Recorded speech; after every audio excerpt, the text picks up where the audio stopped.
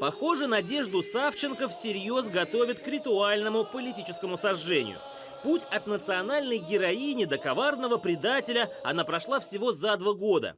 Всю последнюю неделю в украинских СМИ обсуждали слухи о местонахождении Савченко. Выдвигалась даже версия, что она сбежала в Россию. Но, как потом выяснилось, она была в Европе, где в Страсбурге давала показания против действующей власти. Об этом рассказала сама Савченко под стенами СБУ, куда ее вызвали на допрос по делу о подготовке госпереворота. Не помаранчевая революция, не оранжевая революция, не революция достоинства у нас не совершались с подачи России. Они осуществлялись с подачи западного цивилизованного мира.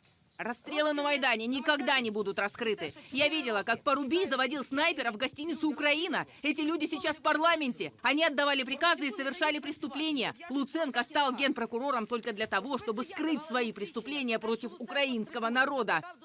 Чуть позже Савченко оговорилась, признав, что вместе со снайперами на Майдане видела не спикера Порубия, а главу Комитета по нацбезопасности и обороне Сергея Пашинского. Впрочем, сути это не меняет. Савченко заявила правду о Майдане, которую говорить нельзя. В ответ был запущен в действие карающий маховик. Генпрокурор Луценко с трибуны Верховной Рады обвинил Савченко в подготовке коварного террористического заговора, который она якобы готовила вместе с руководителем Центра освобождения пленных Владимиром Рубаном. По утверждению Луценко, Рубан обещал привезти в Киев оружие из Донбасса, чтобы осуществить массированный теракт в Раде. Савченко лично планировала, лично вербовала, лично отдавала указания, как провести террористический акт здесь, в этом зале. Уничтожить 2 боевыми гранатами 2 ложи в парламенте, из минометов обстрелять купол парламента и из автоматов добивать тех, кто бы выжил. Скажем прямо, столь бурной фантазии позавидовал бы любой голливудский сценарист. Интернет тут же запестрил фотожабами с подрывающей Верховную Раду Савченко в образе Рэмбо. А некоторые даже вспомнили фрагмент фильма «Слуга народа» с расстрелом украинских депутатов. Действительно, обвинения в адрес Савченко звучат абсолютно бредово, но киевская власть не стесняется выступать даже с такой откровенной чушью. Есть у революции начало, нет у революции конца. Вы знаете, казалось, что финальные стадии там уже давно наступили.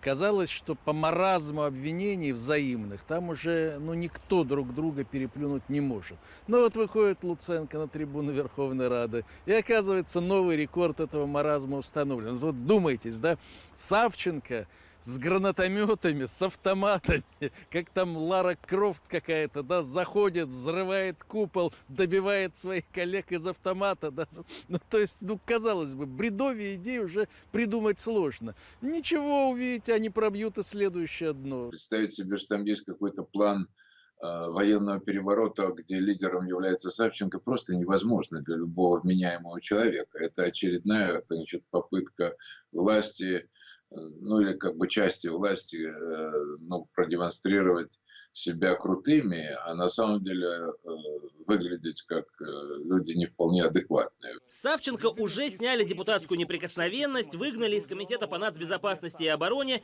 и грозят лишить ее звания Героя Украины.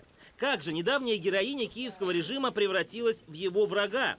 Когда весной 2016-го босая Савченко вернулась на родину из российской тюрьмы, восторгом не было предела. Каждый украинский политик, от Тимошенко до Порошенко, пытался перетянуть ее на свою сторону, но в итоге никто в этом так и не преуспел. Савченко решила сыграть самостоятельную роль, но у нее мало что вышло, и она постепенно ушла в тень. Интерес к ней поддерживали лишь телевизионщики. То она засыпала на заседаниях Верховной Рады, то танцевала в ночных клубах. Ее попытки организовать обмен пленными в Донбассе особого успеха не имели. И тогда она развернулась против действующей власти, в том числе и потому, что увидела невероятное воровство и кумовство. Нам надо просто пару шоколадных заводов обменять на пару патронных заводов и запустить реформы на Украине. Мы на людей каждый день. Вся та шваль за 25 лет, которая хоть раз попала в парламент, больше не должна туда попадать. Ни в правительство, ни в президенты. Савченко фактически объявила войну Порошенко. Она открыто призывает к его свержению и грозит новым Майданом. Однако что же теперь ее ждет в противостоянии с президентом? Доверие нынешней власти, оно находится на крайне низком уровне. На крайне низком уровне. Но концентрация власти в руках президента сейчас крайне высока.